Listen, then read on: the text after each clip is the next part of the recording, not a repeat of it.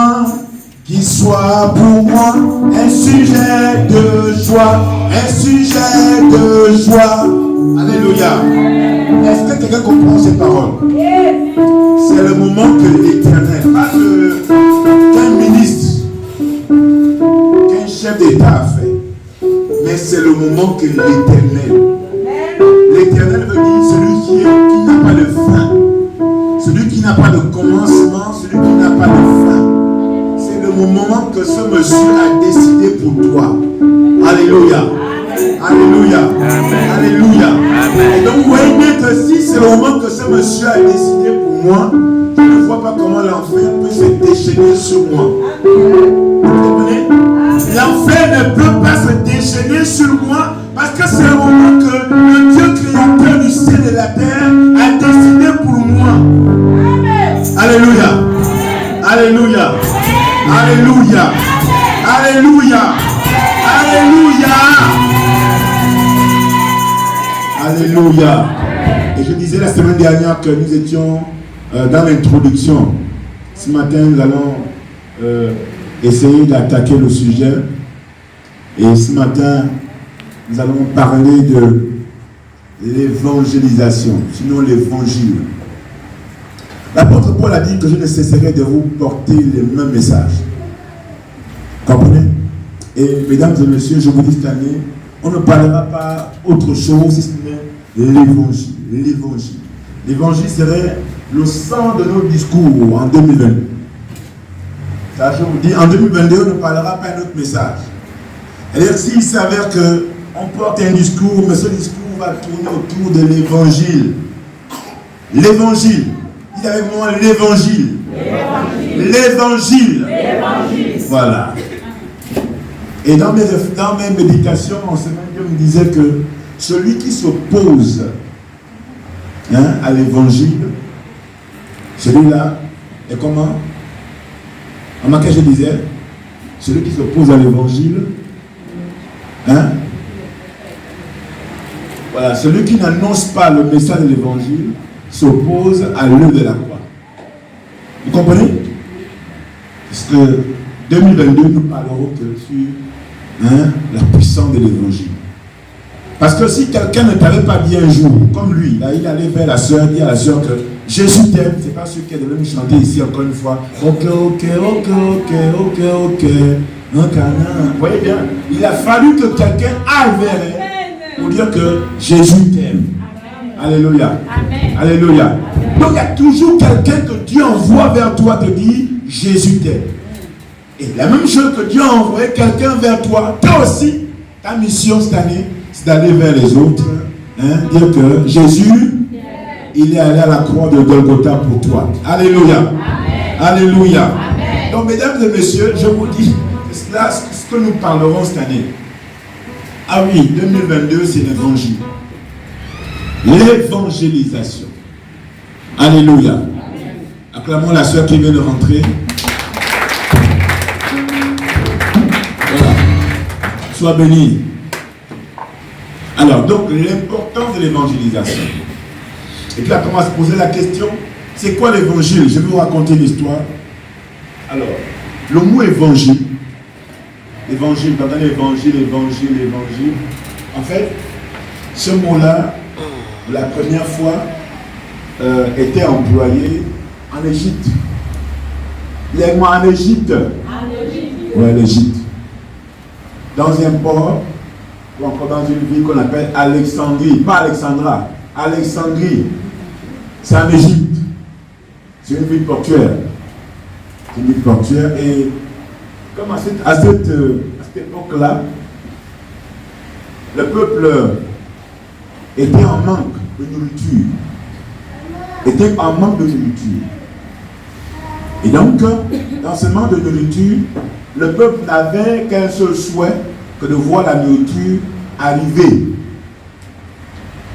C'est ainsi que ce qu'on appelle le céréalier, c'est-à-dire c'est le navire qui transporte le blé, les céréales, le riz, tout ça. Donc à chaque fois que ce navire accostait au port d'Alexandrie, les populations de ce pays-là étaient tout contents. Disaient, Oh, c'est la bonne nouvelle. Le navire qui transporte le riz est arrivé. Le navire qui transporte le riz est arrivé. Et c'était donc une bonne nouvelle pour ces populations. C'est là où est né justement le mot évangile. Dans l'évangile, c'est simplement la bonne nouvelle. La bonne nouvelle, pas la mauvaise nouvelle. Dites-moi, l'évangile, c'est la bonne nouvelle. Pas la mauvaise nouvelle. Et la bonne nouvelle, c'est dire à quelqu'un que Jésus est mort à la croix pour la maladie que tu avais il y a des années là. Jésus allait à la croix pour cette maladie. Mesdames et messieurs, l'évangile, c'est la bonne nouvelle. Et cela est repris justement dans le livre de Romains au chapitre 1. Ils ont ouvrant la Bible. Romains, chapitre 1. Romains, chapitre 1, le verset 1 à 4. Quelqu'un peut lire pour moi, s'il vous plaît? Oui. Oui. Romains 1, verset 1 à 2. Oui. De la part de Paul. De la part de Paul. Serviteur de Jésus-Christ. Serviteur de Jésus-Christ. Appelé à être apôtre. Appelé à être apôtre. Et choisi par Dieu. Et choisi par Dieu. Pour annoncer sa bonne nouvelle. Pour annoncer sa bonne nouvelle. Alléluia. Amen. Pour annoncer quoi? Sa bonne nouvelle. Sa mauvaise nouvelle? La bonne nouvelle. Alléluia. Amen. Pour annoncer la bonne nouvelle. Pour annoncer la bonne nouvelle. Oui. Oui, verset 2. Dieu avait promis cette bonne nouvelle depuis longtemps. Dieu avait promis cette bonne nouvelle depuis longtemps. Merci, merci, homme de Dieu. Donc, vous voyez bien que ici, l'apôtre Paul nous dit qu'il a été mis à part, il a été choisi par le Seigneur pour annoncer la bonne nouvelle. Quelqu'un d'autre va lire pour annoncer l'évangile. Alléluia. Pour annoncer l'évangile. Nous comprenons bien que l'évangile c'est là. L'évangile c'est là. C'est quoi l'évangile? C'est quoi l'évangile? L'évangile c'est la mauvaise nouvelle. Est-ce que l'évangile c'est la mauvaise nouvelle? Mesdames et messieurs, l'évangile c'est la bonne nouvelle. L'évangile. Alléluia. L'évangile c'est la bonne nouvelle. Oui, j'insiste, je veux que cela soit intégré dans notre âme. Le parent qui vient te dire que je pense que nos projets n'avancent pas, sûrement à cause de notre tante là qui était contre notre mère, mais depuis que maman est partie, vraiment, je pense qu'elle prend le dessus sur nous, elle va nous tuer. Bon. Celui qui parle comme ça, il t'annonce quoi? La bonne nouvelle ou la mauvaise nouvelle? La mauvaise nouvelle. Il t'annonce quoi? La mauvaise nouvelle. La mauvaise nouvelle, pas la bonne nouvelle. Quand c'est comme ça, tu fais quoi? Tu dis à la personne, mon gars, il faut sortir de ma maison. Parce que chez moi, on apporte la bonne nouvelle. On apporte la bonne nouvelle. La bonne nouvelle. Alléluia. Amen. Alléluia. Amen. Alléluia. Amen. Alléluia. Amen. Alléluia. Amen. Alléluia. Mesdames et messieurs, je vous présente l'évangile de Jésus-Christ. Amen. Pas l'évangile des marabouts. Je vous présente l'évangile de Jésus-Christ. Parce que après ce moment, nous allons nous déployer dans la ville. Nous allons nous déployer dans la ville. Il est là, il est assis avec sa cravate, il est content. C'est vrai. Parce qu'il voit le fruit. Là, Jésus a dit que je vous ai appelé pour que vous porter du fruit. Et votre fruit doit demeurer. Ouais, quand lui est assis, il est content que son fruit demeure. Hein? Ouais. Est-ce que vous voyez? Son fruit fait quoi? Son fruit? C'est pourquoi il est content. Il sait qu'au ciel, c'est-à-dire qu'il va dire à Dieu, j'ai quand même un fruit. Quand Dieu va dire, montre-moi ton fruit, il va dire à Dieu, mon fruit est là. Amen. Mais toi tu vas dire quoi? Parce que la Bible nous enseigne que nous serons jugés aussi par nos œuvres. Nos œuvres vont nous suivre. Est-ce que vous comprenez? Donc chacun doit dire, mon fruit est là. Chacun doit dire comment? Mon fruit est là. Mon fruit est là. De la même manière, vous vous battez pour construire des grandes maisons. Les gens se battent. Des choses, parfois, excusez-moi, qui ne sont pas célestes. gens vont à la course, ils vont prendre les grands crédits parce qu'ils veulent des réalisations. Et les vraies réalisations, c'est les âmes.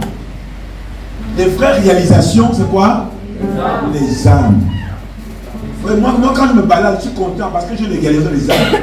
Quand moi je me balade, je peux compter 1, 2, 3, 4, 5, 6, 7. Je compte. Et c'est infini.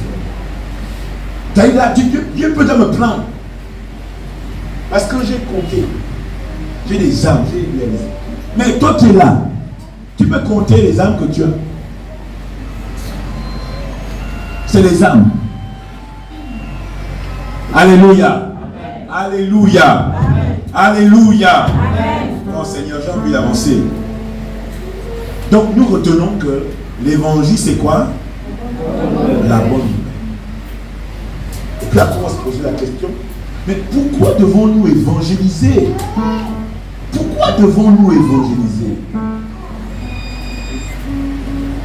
Hein? Pourquoi? Qu'est-ce que je gagne si j'évangélise? Est-ce que vraiment je suis obligé d'évangéliser? Pourquoi devons-nous évangéliser, mesdames et messieurs? Alléluia. Ouvrons l'évangile de Matthieu. L'évangile de Matthieu. Le chapitre 4, le verset 17. Quelqu'un va lire rapidement, s'il vous plaît. Une autre personne va lire l'évangile de Marc.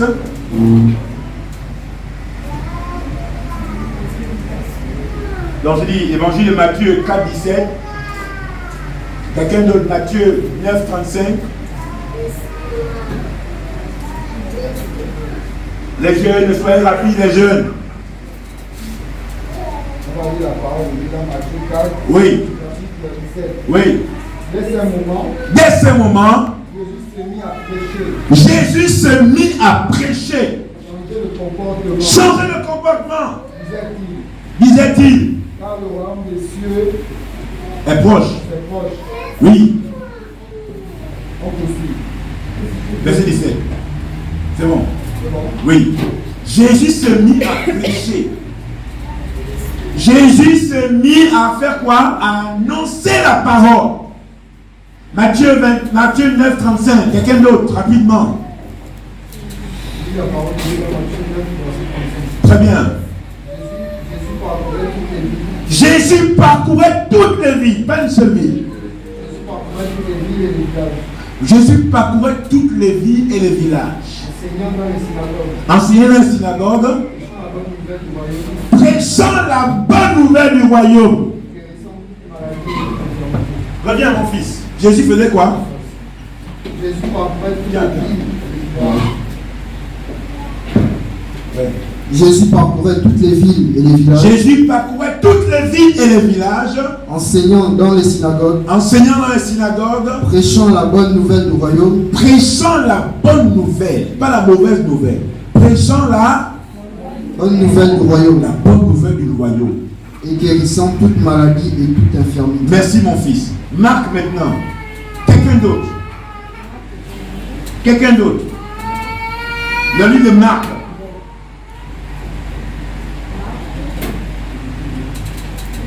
Marc 1. Marc chapitre 1, le verset 14 à 15. Quelqu'un d'autre, rapidement. Les jeunes gens. L'évangile de Marc. Oui, Merveille est parti. Après que Jean eut été livré. Après que Jean lui était livré, oui. Jésus alla dans la Galilée. Prends le micro. Oui. Après que Jean eut été livré. Oui. Jésus alla dans la Galilée. Jésus alla dans la Galilée. Prêchant l'évangile de Dieu. Prêchant l'évangile de Dieu. C'est bon. Jésus a fait quoi? Qu'est-ce que Jésus a fait? Sœur Valentine, qu'est-ce que Jésus a fait? Il prêchait l'évangile de Dieu. Oui, quelqu'un d'autre aussi, Marc. Quelqu'un d'autre, Marc, c'est combien?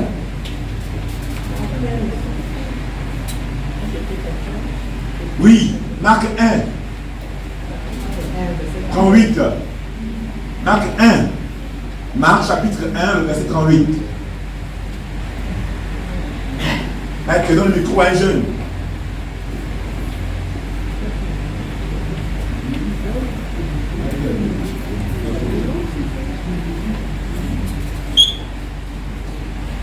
Il leur On a lu répondit. ta mère. Oui. Il leur répondit. Il leur répondit. Allons ailleurs, Allons ailleurs. dans les bourgades voisines, Oui. afin que j'y prêche aussi, car c'est pour cela que je suis sorti. Afin que je quoi? Que j'y prêche aussi, Afin que j'y prêche aussi. car c'est pour cela que je suis sorti. Car c'est pour cela que je suis sorti. Vous comprenez? Mais je suis en train de dire qu'il est venu sur la terre. Pour faire quoi? Jésus est venu sur la terre pour. Il dit, je prêche parce que je suis sorti. Je suis venu sur la terre pour un but, pour prêcher l'évangile. Je ne suis pas venu pour boire, pour manger. Non, je suis venu sur la terre pour prêcher l'évangile. Dieu, si aujourd'hui vous êtes encore vivant, parce que Dieu veut que vous prêchiez l'évangile. Quand Dieu jugera bon que votre temps est arrivé, il va vous prendre. Mais pour l'instant, vous êtes là parce que votre mission, d'accord, n'est pas encore atteinte. Vous devez prêcher les... Vous devez faire quoi? Vous devez... Alléluia. Vous voyez Jésus. Jésus est venu pour prêcher l'évangile. On pourrait continuer à tant de versets.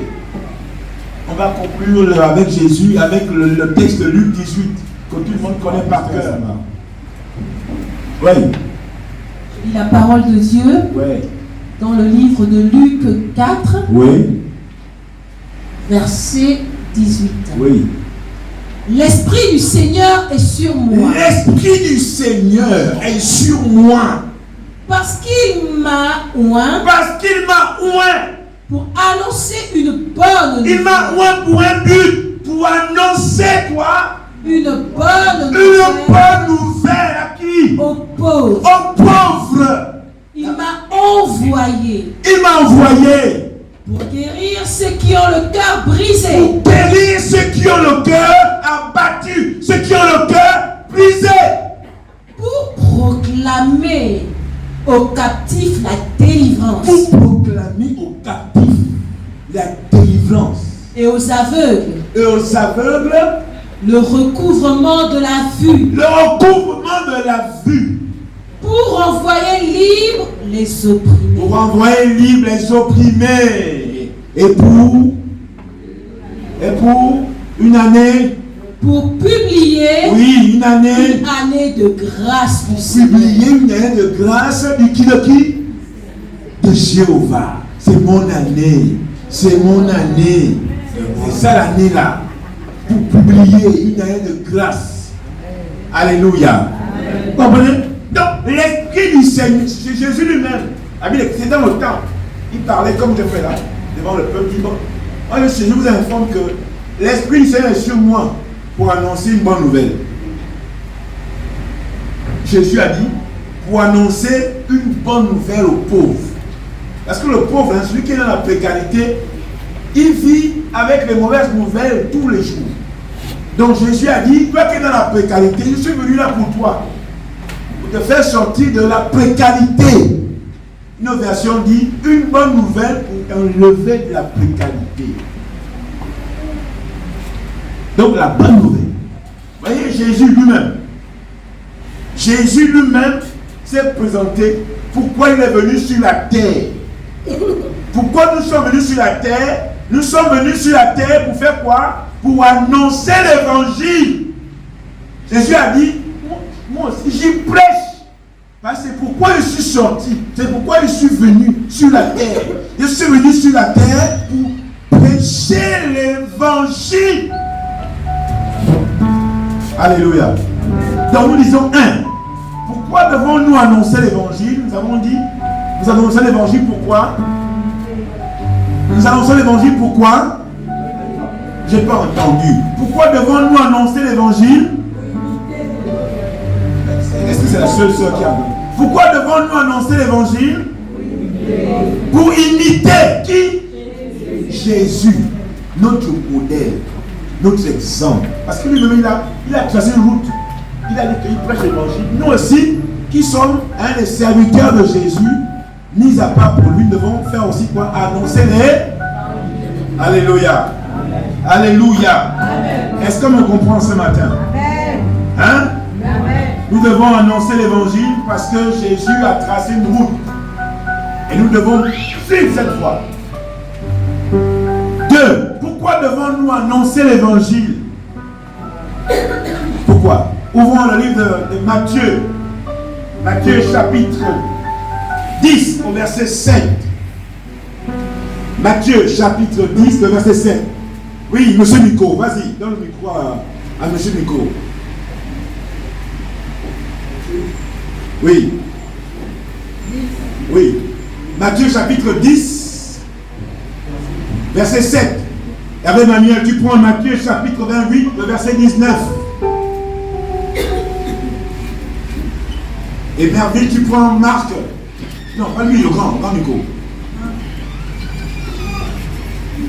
Merville, tu te prépares à Marc chapitre 16.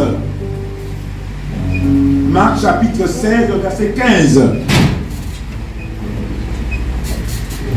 Oui, monsieur Nico, vas-y. Je lis la parole de Dieu dans Matthieu chapitre 10, verset 7. Oui. Allez. Prêchez. Et dites. Le royaume des cieux est proche. Le royaume des cieux est proche. Reprends mon fils. Il a dit quoi? Allez. Prêchez. Et dites. Le royaume des cieux est proche. Le royaume des cieux est proche. Ne restez pas assis. Ne restez pas. Il dit quoi? Allez. Quand tu veux t'asseoir, tu peux t'habituer un peu au plaisir de ce monde. Quand tu roules dans une grosse voiture climatisée, ou bien tu as une maison climatisée, et dis non. Ne t'arrête pas là-bas. Allez. Tu as des parapheurs dans ton bureau qui sont, c'est-à-dire qui fait hauteur. Tu penses que c'est intéressant. Non. Un parapheur comme ça, ton bureau, c'est une compétence. J'ai des amis comme ça. Ils aiment trouver son bureau, des parapheurs comme ça. Et puis, c'est pour qu'ils vont montrer qu'il est chef. Un jour, j'ai dit à un collègue directeur que, monsieur le directeur, on n'est pas encore ouvert nos bureaux, on trouve des parapheurs à des kilomètres comme ça. Ah ben tu sais que tout travail, on va adapter les réunions. Je lui ai dit, est-ce que tu as fait un concours pour être là? Je lui ai dit, il faut parler comme ça aux gens. Je dis, mais c'est un signe d'incompétence. Hein? C'est une parenthèse. Donc, laisse tes parapheurs aller. Et fais quoi? Et prêchez. Allez et prêchez. Dites, le royaume de Dieu est proche. Le royaume de Dieu est proche. Le royaume de Dieu est proche. Allez prêcher et dites, le royaume de Dieu est proche. Les gens qui veulent rester dans le confort. Le confort. Le Seigneur a dit, ne restez pas là, allez. Il faut bouger. Ne restez pas seulement dans votre maison. Ton voisin ne sait pas, n'a jamais entendu un jour que Jésus est mort à la croix. Quitte ta maison, va chez le voisin, va dire au voisin, Jésus est mort pour toi à la croix. Allez. Alléluia. Amen. Monsieur, Matthieu 28. Rapidement, Matthieu 28, verset 19. 28, verset 19. Merville, tu prépares Marc. Marc, combien, Merville? 16. Verset 15. Très bien. Allez donc et faites ici toutes les nations. Reprenez, monsieur. Allez donc et faites disciples. Et faites quoi? Lisez bien, monsieur. Et faites disciples toutes les nations. Et faites des disciples toutes les nations. Les baptisons. Merci beaucoup. C'est bon, c'est ce que je veux. Faites des disciples. Donc, le Seigneur dit d'abord, allez, prêchez. et dit devant le ciel proche, dans Matthieu 17, et là Matthieu 28, verset 19, il dit, allez et faites des nations des disciples. Ne restez pas sur place. N'attendez pas seulement les dimanches pour penser que Jésus existe. Il dit non. Il dit allez et faites des nations des disciples. Allez et faites des nations des disciples. Oui, Merville. Marc 16, 15, qu'est-ce qu'il dit lui? Marc chapitre 16, verset 15. Puis il leur dit, allez par tout le monde et prêchez la bonne nouvelle. J'ai pas entendu. Il dit quoi? Puis il leur dit, allez par tout le monde. Allez par tout le monde. Et prêchez la bonne nouvelle à toute la création. Prêchez la bonne nouvelle à toute la création. À toute la création. Et prêchez la bonne nouvelle. Prêchez la bonne nouvelle. Ne restez pas assis. Ne vous contentez pas seulement des messages de dimanche. Ne vous contentez pas des séminaires. Ne vous contentez pas au confort, petit confort que vous avez. Au ciel, c'est plus que ça. Le confort du ciel n'est pas comparable à ce qu'on voit ici. Il n'y a aucun confort. Vous voyez le chef, non? Donc, le chef que Jésus a dit, allez prêcher l'évangile. Bon, maintenant toi, tu dis non, moi je me suffit de mes réunions, mais que le dimanche. Payez ma dîme pour les. Alléluia. Acclamez la parole de Dieu, s'il vous plaît. Alléluia. Monsieur Miko, 1 Corinthiens 9. C'est même toi qui es mon ami. Oui. 1 Corinthiens 9, verset 16. Première partie. Pourquoi devons-nous évangéliser? Je lis la parole de Dieu dans 1 Corinthiens chapitre 9, verset 16. Oui, qu'est-ce que tu dis? Si j'annonce l'évangile, ce n'est pas pour moi. Ce n'est pas pour moi. Un sujet de gloire. Un sujet de gloire. Car la nécessité. Car la nécessité sur ma tête. Merci beaucoup, arrête-toi là. Car la nécessité. Une autre version dit, si j'annonce l'évangile, ce n'est pas pour moi un moyen de me vanter. Non. Mais c'est une obligation. C'est une obligation. C'est quoi? C'est une obligation. Parce que quand je n'ai pas fait un concours pour vivre, qui a fait un concours pour avoir l'oxygène ce matin? Personne. Personne n'a fait un concours pour avoir l'oxygène.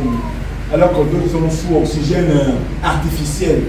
Nous avons l'oxygène de Dieu. Quand on fait un concours pour l'avoir. Donc, aucun concours. C'est pourquoi il dit, c'est une obligation pour moi de faire quoi? D'annoncer les... C'est une obligation pour moi d'annoncer l'évangile. Ça ne se négocie pas. Ça ne se négocie pas. Je dois, devoir, mon devoir, ma responsabilité quotidienne, c'est d'annoncer l'évangile. À ce niveau, ça ne se négocie pas. Oh. Ah oui. Je t'informe ce matin que tu dois évangéliser parce que tu es obligé. L'obligation, les juristes disent que l'obligation est donc faite pour toi de faire quoi? D'annoncer l'évangile. David, à Capo, les cours reprennent demain. Tu es obligé de faire quoi? Tu es obligé de faire quoi? Annoncer l'évangile. Tu es obligé d'annoncer l'évangile. Obligation au marché. Quand je vends au marché, je dois annoncer l'évangile. Quand j'enseigne, je suis enseignant. Quand je donne mon cours à la pauvre, je trouve un trou. Moi, quand je donne mes cours à gauche et à droite, là, même à la plus grande école là-bas, là où on fait le fonctionnaire, toujours une parenthèse où j'annonce l'évangile. Ah oui. Donc, les enseignants qui n'ont pas annoncé, non, c'est laïque. Non, c'est vrai. C'est constitutionnel, on le sait. Dans la Constitution, que le Gabon est un pays laïque, on le sait tous.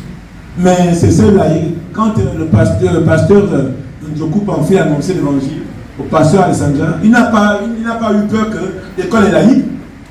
Il a dit, sœur, il faut te repentir. Et il a fait aujourd'hui les chrétiens, tu es enfant de Dieu et tout ça. Donc, ne regardez pas ça, il faut annoncer l'évangile. Jésus, quand il arrive en Galilée, c'était laïque aussi. Mais il a annoncé l'évangile. C'est pourquoi on l'a tué. Parce qu'on dit, comme tu as violé la laïcité, tu as mouru. On l'a tué. Alléluia. Pourquoi j'annonce l'évangile? Pourquoi j'annonce l'évangile? Parce que c'est une obligation pour moi. C'est une quoi? Une Mozart. Pourquoi tu annonces l'évangile? C'est une obligation pour moi. Dis avec moi. J'annonce l'évangile parce que c'est une obligation pour moi. Je n'ai rien à faire. Je suis obligé d'annoncer l'évangile chaque jour. Alléluia. Alléluia. Amen. Alléluia. Amen. Nous avons dit, pourquoi devons-nous annoncer l'évangile? Parce que nous voulons imiter qui? Jésus. Qui est Jésus? Notre modèle, il faut dire ça, notre modèle, notre exemple. J'annonce l'évangile pour imiter Jésus, mon modèle. 2. J'annonce l'évangile parce que j'ai reçu ce ordre divin. De qui? De Jésus. C'est un ordre. 3. J'annonce l'évangile pourquoi? Parce que c'est une obligation. 1 Corinthiens 9, verset 16, partie B maintenant. Oui, monsieur Minko. Qu'est-ce qui est dit? 1 Corinthiens 16. 9. 1 Corinthiens 9, pardon, verset 16. Oui. Si j'annonce l'évangile, ce n'est pas pour moi un sujet de gloire. Merci beaucoup. Car la nécessité m'en est imposée. Très bien. Et malheur à moi si je n'annonce pas l'évangile. Malheur à moi si je n'annonce pas l'évangile. Une autre version dit que je suis maudit. Je suis comment? Maudit. Répétez après moi. Quelle est la version? Je suis maudit si je n'annonce pas l'évangile. Je suis comment? Maudit. Malheur à moi si je n'annonce pas l'évangile. Et puis vous êtes étonné de voir que vos enfants sont malades tous les jours. Vos enfants sont malades. Vos finances vont dans les choses inutiles. Mais pourquoi? Parce que quand tu n'annonces pas l'évangile, tu es maudit. La malédiction doit seulement c'est que le parent dit que comment je suis un enfant, dit quoi? Tu ne ferais rien dans la vie. Non, c'est pas ça la malédiction. C'est la passion des hommes. Mais Dieu m'a dit non, c'est écrit. C'est écrit. Ça c'est pas. On discute ce qui est écrit. Mais c'est écrit noir sur blanc que tu es maudit quand tu n'annonces pas l'évangile. Nous devons annoncer l'évangile. Parce que Dieu a dit, c'est mon année. Et mon année va avec l'annonce de l'évangile. Dites avec moi, mon année va avec l'annonce de l'évangile. Alléluia. Alléluia. Alléluia. Alléluia. Alléluia. Pourquoi devons-nous annoncer l'évangile? Nous avons dit, premièrement, pour imiter notre modèle qu'est Jésus. Alléluia. 2. Nous annonçons l'évangile parce que c'est un ordre que nous avons reçu du Saint-Trône. 3. Nous annonçons l'évangile parce que c'est une obligation qui est sur nous. Mais ce n'est pas n'importe quelle obligation. La Bible déclare que c'est un fardeau comment? Un fardeau comment? Léger. Un fardeau doux et léger. C'est un bon fardeau. Il est doux, il est léger.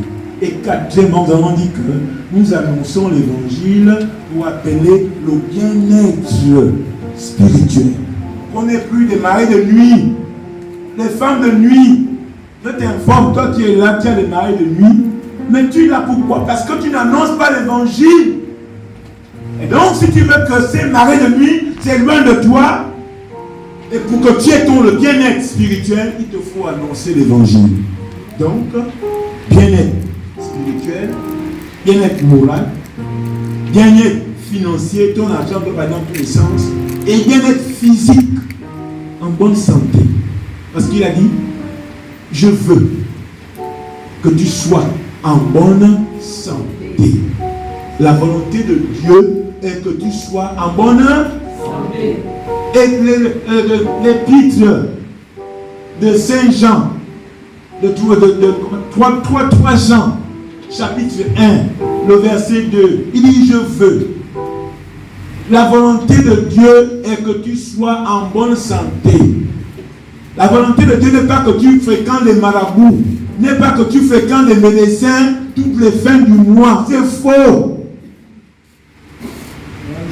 Mais pour que cela ait sa place, il faut faire quoi? Il faut annoncer l'évangile. Alléluia. Alléluia. Alléluia. Dites avec moi, je suis un gagneur d'âme. Je suis un gagneur d'âme. Je suis un gagneur d'âme. Je suis un gagneur d'âme. Je suis un gagneur d'âme. Et le diable n'aura pas raison sur moi. Alléluia. Alléluia. Le diable n'aura pas raison sur moi. Est-ce qu'on peut se lever s'il vous plaît? On va confesser parole.